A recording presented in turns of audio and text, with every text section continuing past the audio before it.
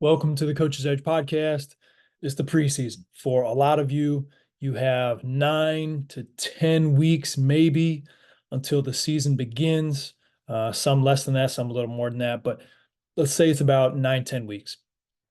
What are you going to do with that time, right? This really for players and coaches alike. As a coach, what can you do to make it easier for your players to improve, especially those that if they have a little more time on their hands, they're not playing a fall sport, maybe they are playing a fall sport, but you want to be productive with the time that they do spend playing basketball. They're still going to work on their game, hopefully somewhat during the preseason. So the basketball is not abstract to them when season comes. So we have the 50-day challenge. This is shout out to Cam Riley, one of our Coach's Edge coach members, Fowler Boys Basketball in Michigan. And a couple years ago, he broke down the 100-day off-season challenge that they have at their program. And it's really a fun way for involvement from the high school level, varsity level, all the way down to the youth level. So I've taken a piece of that, tweaked some things to make it fit our fall athletes that we see at least once a week for 8 weeks, for 9 weeks actually. But so we'll do a 50-day challenge. And the main three things that we're concentrating on during these 50 days before the season starts are shooting, ball handling, and one-on-one, right? When we perform these series, we give them an Excel doc, right? We give it to them in an email. We also give them paper form. Most of them, I've noticed, they like doing the paper. We've had tremendous results with this. We did it for the first time last fall. And out of about 25 athletes that were given the 50-day challenge, I think we had around 20 complete some goal or another in at least one of these categories. And some did all of them. Now, last year, when we did this challenge, we did a shooting challenge and a ball handling challenge. This year, we're adding one-on-one as an additional challenge. Now, when we go to our players, we're asking for commitment, and we want and we expect everyone to participate in our 50-day challenge if they're training with us on a weekly basis. If they're training with us on a weekly basis before the season starts, that means they like basketball, right? Because it's not basketball season they're playing. Two, it shows that they're committed, right? They're showing up once, twice, some even 3 days a week to train with us. And there's been a financial investment by the parents, at least. So there's a time commitment, right? There's a lot of give as far as our training session. So hey, if you're going to give me 1, 2, 3 hours a week, what can I do to help you stay on track and really speed up some of this growth, right? Because 1 hour a week, 2 hours a week, 3 hours a week with me, that's not the same as taking these 3 hours and then applying it on your own throughout the entire fall. That's where we really see dramatic growth. And so we had a lot of that. Like we had an 8th grade girl make varsity down here. That was pretty cool. And I really think, hey, she did the 50-day challenge. Like she was on. So by the time tryouts hit, she was killing. Right. We've had some really cool things happen with kids that have done this. And because I'm training players, these are more committed players, right? So if you take this 50-day challenge, I wouldn't expect you to get necessarily the same amount or percentage of players that complete this challenge that I do, because you might be at a public school, right? Interest levels, things like that. I know I'm spoiled because I'm getting the kids that are really interested already. So I just want to preface it with that. Let's dig into the meat of this. What are some of the goals that we're trying to shoot for when it comes to our 50-day challenge? And here's a way we like the 50 days. So like we're training technically for 9 weeks with this group of players, but that'd be 57 total days. So if you take 7 days in a week times 7, that's 49 days. You add one training day, that's 50, right? So 7 times 7, 49, add 1 day, 50 days. So we're going 50 days with this challenge. It's a clean number, right? Our shooting challenge for our younger players, for our grades 3 through 6, we're concentrating on how many shots are we getting up, right? Do we want them to be good shots? These can be layups. These can be form shots. These can be shooting drills, anything where they are shooting on a basket that counts. We want them to log it, right? So if they took 200 shots a day for 50 days, they get 10,000 shots up. So that's goal number one. We had a handful of kids beat 10,000 shots over these 50 days last year, which was pretty cool. Goal number two, 100 shots a day, 50 days, 5,000 shots. Goal three, 50 shots a day, 2,500 shots. What we tell them is, you don't have to do this every single day, all right? But your goal is to complete one of those three goals. And so if you skip a day, you're going to have your work cut out for you as far as making up for those shots in a future day. So you start to see the compound effect and that add up. Ball handling, we go for time, right? This could be stationary ball handling. This could be ball handling on the move. This could be driving, right? You're at the wing, you're working on a move, you drive to the basket, you score a layup, right? So that could be, hey, one shot for the layup. So I'm doing my shooting, but also the time that I'm spending driving and going to the basket, that's counting as my ball handling time. So you can start to do some of these together. So if they spent 20 minutes a day, it'd be 1,000 minutes handling the basketball. This is a lot for the majority of our players. I don't know if we had a player hit goal number one on ball handling last year. We had him hit goal number two, which was 10 minutes per day. That'd be 500 minutes spent handling the basketball in the fall. 5 minutes a day, 250 minutes. We had a lot of kids reach that goal number three. Tons of them were able to do 5 minutes a day.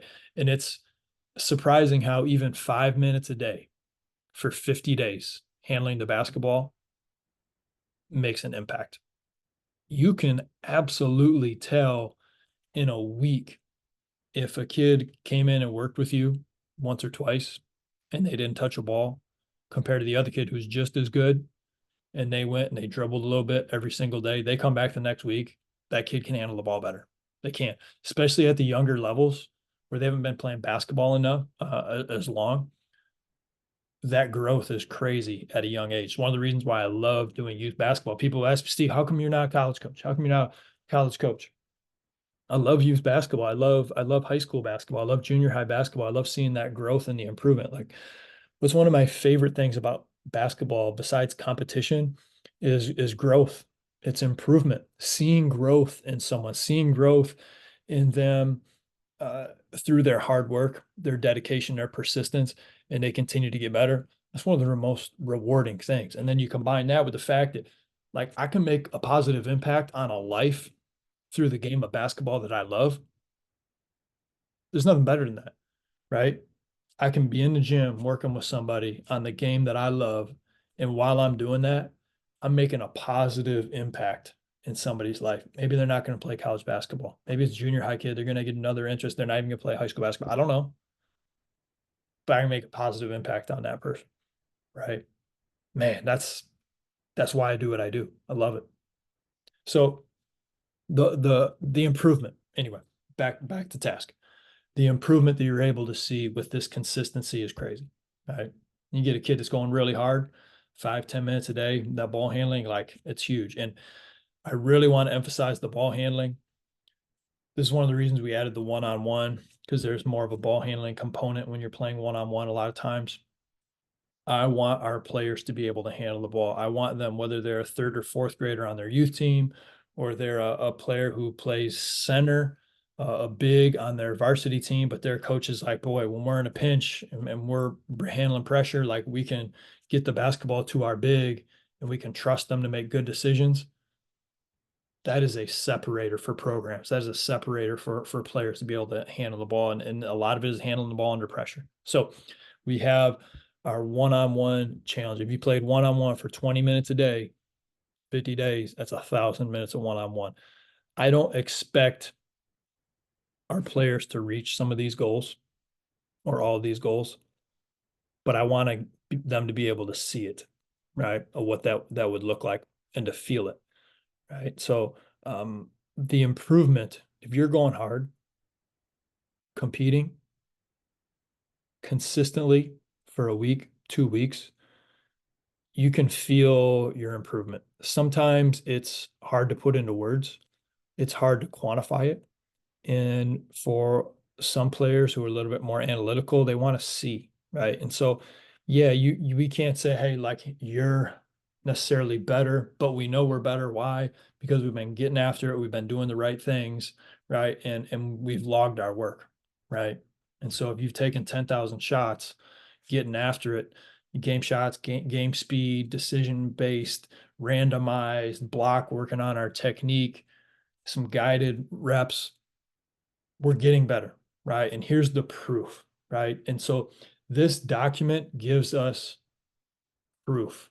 And when we have some of that proof, it builds confidence. And when we have confidence, we can perform at a higher level. Preach it. It's good. It's good stuff, man. Like confidence is a separator. We all know this, right? And this builds confidence. One, when you write something in, hey, I took 100 shots today. I made 100 shots today. That feels good, right? Does something to the brain. Right, that feels good. I want to do that again. I want to make sure I do that again tomorrow. And you write, and then you see the momentum. Like, oh, well, I don't want to miss a day now. If you miss a day, hey, time to get back on the horse. All right, let's get back to it. So we put some workout tips at the bottom. And then there's 3 tabs after this to break down for them to keep track of each. So let's take a look. If you're watching this on video, you can see we will send this out again to all of our Coaches Edge Coach members. This is inside, it'll be inside the Coaches Edge membership under program development. We'll put it in there. We'll put it in some other spots, so it'll be easy to find as well. We'll email it to you. I'll probably send this video out to our Coaches Edge members as well, just so they can, get a chance to walk through it. But they put the date and they write how many shots they took. For our older players, we do makes. So if you're in 7th grade and up, I want makes. If you're in 3rd through 6th grade, I want takes. We track that. Okay. So, and then they're able to, if you're doing on a Excel doc like this, you can literally, it'll tally itself for you. And if you just want to do it by hand, which most of our players like to do it by hand, I recommend doing it by hand just because I think it's more fun. I like to print this out. I could do this on the computer. I would rather print it out and write them in. So we do this for shooting. We do this for one-on-one. What's the date? How much time did you spend doing one-on-one? And same thing with ball handling. When they come in and train with me, I send an email to them the next day stating how much time to put down. So I say, hey, we had our workout last night. Give yourself 10 minutes with me for ball handling. You handle the ball more, add that in. If you give yourself 100 shots, whatever that was for our session, could be way more than that, could be less, depends on what we're working on. When we spent 10 to 15 minutes doing one-on-one during our workout, write that in there. The one-on-one's great because you're working on your defense. Not a lot of players are going to like get down to stand. Defense is something like you can work on your mobility, you can work on your strength, you can work on your quickness. You got to play against bodies, right? So that's a great way for us to be able to work on our defense throughout the preseason as well. When most players, let's be honest, are working on their offense. So the one-on-one's a big one. There, we will send out different drills that they can do. So this isn't like when we're playing one-on-one, it's not just check up and do whatever you want. Like, they've done a lot of one-on-one with us in different variations. We expect them to do some of that on their own. But we'll send videos as reminders of what those look like.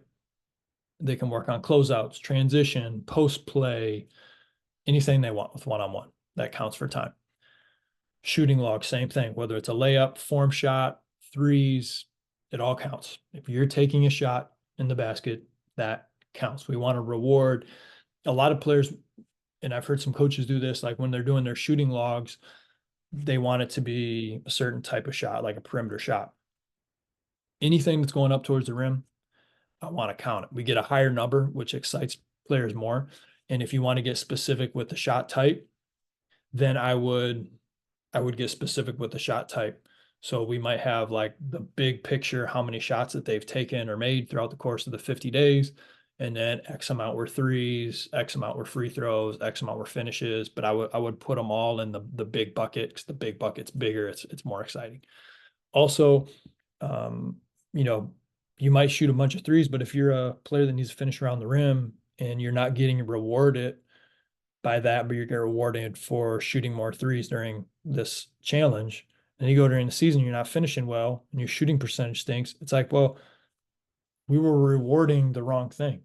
We should have been rewarding the finish, but we weren't adding that into the shooting log. So putting that, I think, gives an extra emphasis. Hey, like if you're doing 100 layups on a Mikan drill, do I want that to be your 100 make shooting workout? No, but I want you to count it as 100 shots. That's just me, right? But we're getting better at finishing, and that's a big part of scoring the basketball. So 50-day challenge. If you're curious about this and you're not one of our Coaches Edge Coach members, I'd be happy to talk to you more about it, share a little bit more about some of the things that we share with our players. So it's not just they're in our workout, so they know what some of this looks like. They have the document so they can track it. And then the third thing is we send them additional videos so that they don't have to guess, right? They want some extra things to do. We send them videos, they can check it out. So that's a big one. Thank you for listening to the Coach's Edge podcast. We hope that you found this beneficial. You're watching this. We hope that was beneficial for you as well to kind of see the spreadsheet. I can send this over to you if you're curious as well. Get after it today. Enjoy the 50-day challenge. There's a lot of improvement we can get before the season starts. Let's go.